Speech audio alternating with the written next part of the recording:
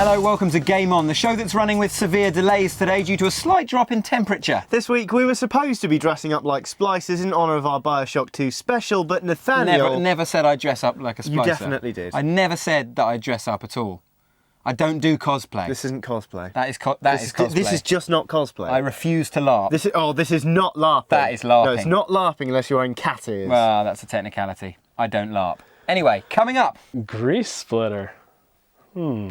Darksiders creative director Joe Mad gets the epic treatment with Game On's Darksiders Quiz of Death. First though, hold your breath, it's time for us to go under the sea.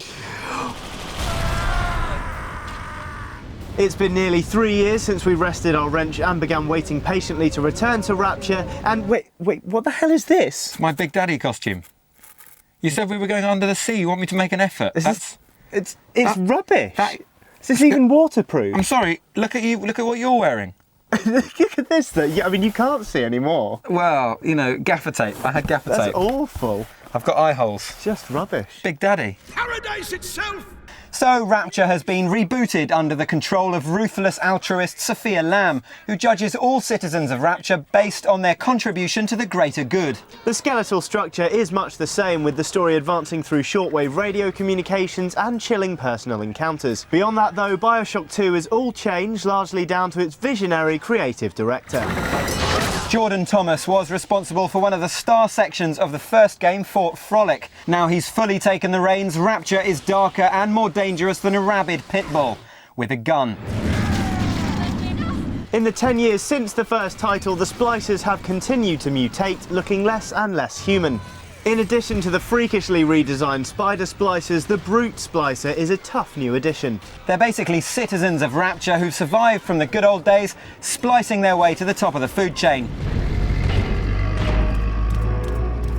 There's even a new Big Daddy thrown into the mix in the form of the Rumbler. The Rumbler behaves far more defensively than the Rosie or Bouncer, dispensing miniature gun turrets and firing rocket-propelled grenades from a launcher mounted on its shoulder. Standard. Don't let the defensive stance or the fact he looks like a popcorn maker fool you though. The Rumbler's superior firepower can prove very tricky to overcome.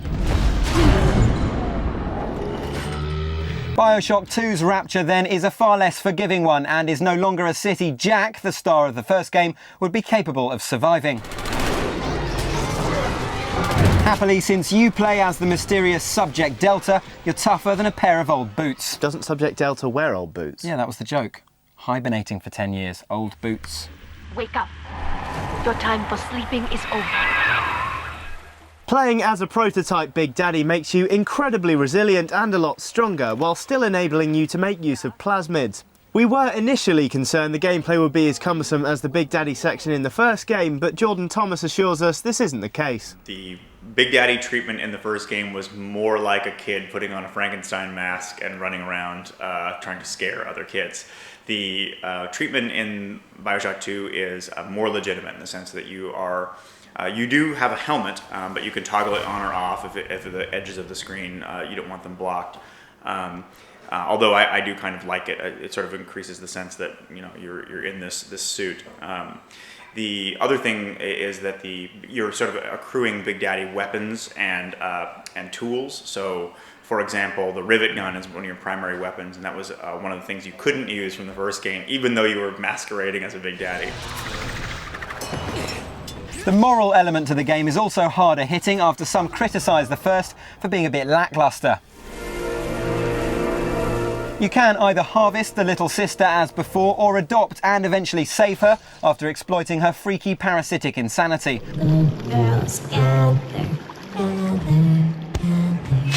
Of course, being a Big Daddy, your arsenal is very different.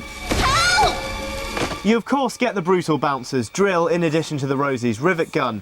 Also brand new is the stunning spear gun, allowing you to staple splicers to the wall like freshly caught rabbits. The rocket spear variant can also turn the corpse of a splicer into a handy gore bomb, perfect for eliminating groups of people. Being able to dual-wield plasmids was a wise and welcome move, keeping the action going and getting you ever closer to the perfect one-tool punch. What was that noise? My Atlas impersonation. That was terrible. Zap 'em then whack 'em. Zap 'em then whack 'em. That's not bad. Zap 'em, then whack 'em. Would you kindly go to Andrew Ryan's office and kill the son of a... That's quite good. The plasmids themselves have had a decent revamp with more interesting upgrades than before. For example, whereas previous Winter Blast upgrades only affected the length of the freezing effect, now the higher levels allow you to fully encase your opponent in ice, turning them into a human clay pigeon. Or ice pigeon, if that doesn't make sense, does it? Could that? Do you get ice pigeons? Ice swans.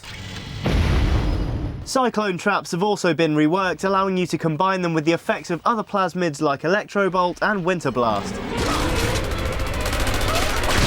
Nice work, boyo. Please stop that. First one was bearable, that's just getting annoying. It's a terrible accent. Sounds more Welsh than anything. Now then, Ivor. Overall, the most noticeable thing about Bioshock 2 is the emphasis on uninterrupted flowing gameplay, with the biggest change coming to the hack dynamic. The hack dynamic. It's a good name for a band. It is a good name for a band, the hack dynamic. Kind of indie rockers. I'm going down the Palais to see the hack dynamic. Tight jeans. Yeah, have you got the Hack Dynamics new album? It's called... Plasmid. Sandwich. Daddy. While hacking a machine in the first Bioshock, splicers would wait patiently for you to finish a fun pipe-based mini-game, but now hacking is done on the hoof, using a timing-based mechanic a bit like the swing function on most golf sims. You also no longer need to get right up to devices in order to hack them, thanks to the brand new Hack Dart Gun. Hack Dart Gun? That's not a good name for anything. Yeah, it needs a bit of work. Sounds like something you'd buy in IKEA. Either way, you can use this weapon to bullseye cameras and security bots, hacking them from a relatively safe distance.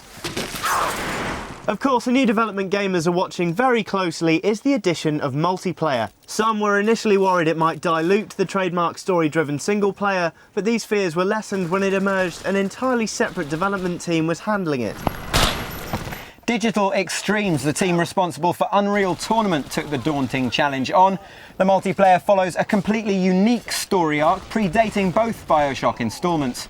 It's set during the civil war responsible for the fall of Rapture. You play in remodelled locations from the first game, such as Mercury Suites, giving you a view of what they looked like before things went south under the sea.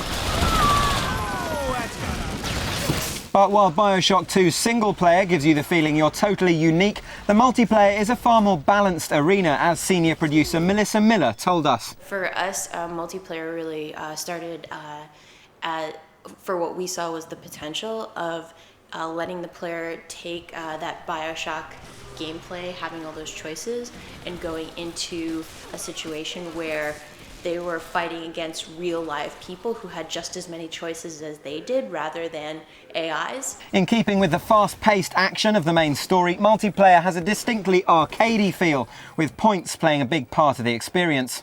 You really didn't stand a chance against me. Playing as one of 6 splicers really puts you inside the insanity of Rapture, as they spill some classically madcap bits of dialogue. The guy is a killer, folks. A killer.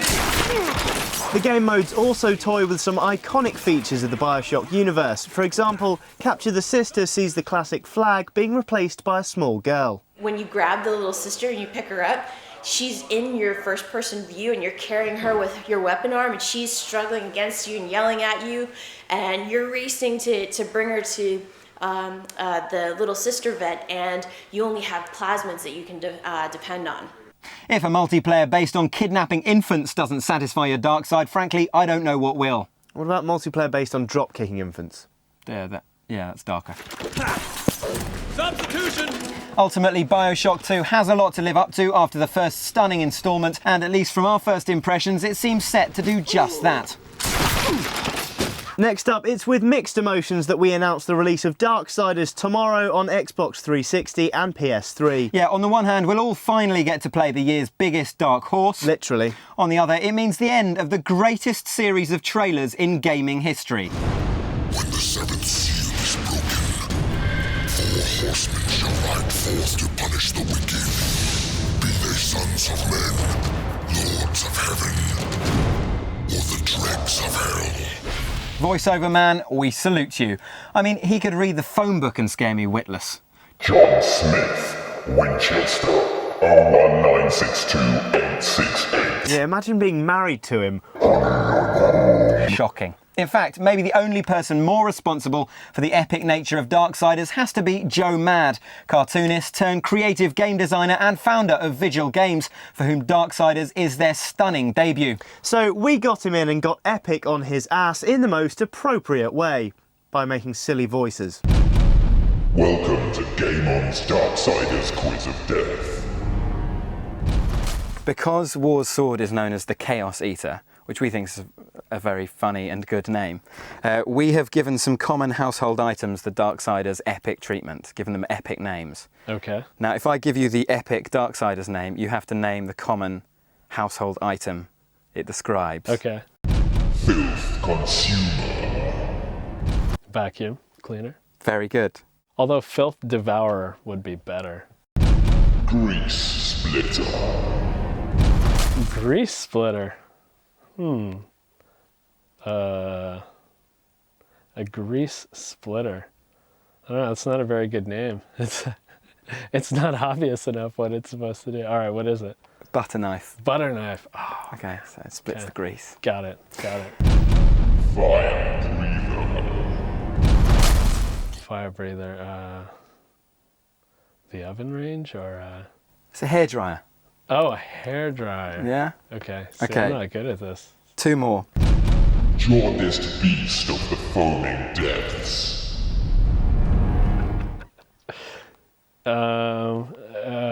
Dog? It's a rubber duck. Oh, Jaundiced, it's yellow. dang. Okay. Okay, and finally, Furious Rod of Wrath, Annihilator of the Devil's Iron Spikes.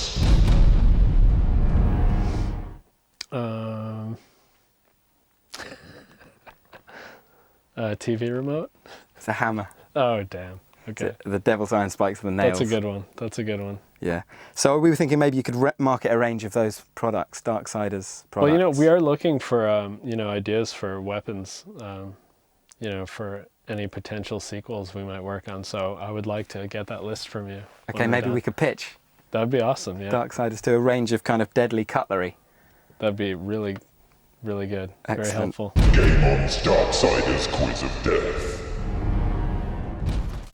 Not only did he put up with our terrible sense of humour, the legendary Joe Mad even drew us a sketch, managing to achieve in less than 8 minutes more than we've achieved in our entire lives. Oh, steady on. Yeah, what have you done that's better than that? Exactly. So for your chance to win a copy of Darksiders and a collectible war figurine, all you need to do is identify the character Joe drew for us, along with the actor that voices him in the game. A winner will be picked using our unique random method and announced next week, along with a full juicy interview with Joe. Can you restore the balance? So that's it from us for this week. We're off to hack the company vending machine. In the meantime, keep your eyes peeled for our apocalyptic Darksiders review. More gaming grandeur next week.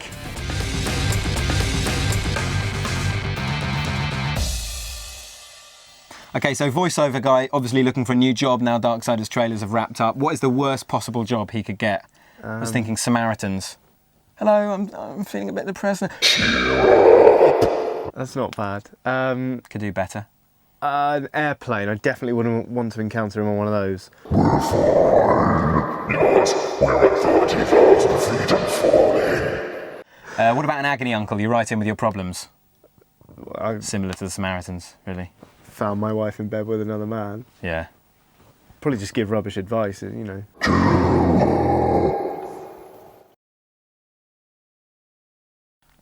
You look like Thanks. You look like a camp droog. Please don't. Oh, I thought it was a tour of the office then. Hit the deck. Showing some Japanese investors around.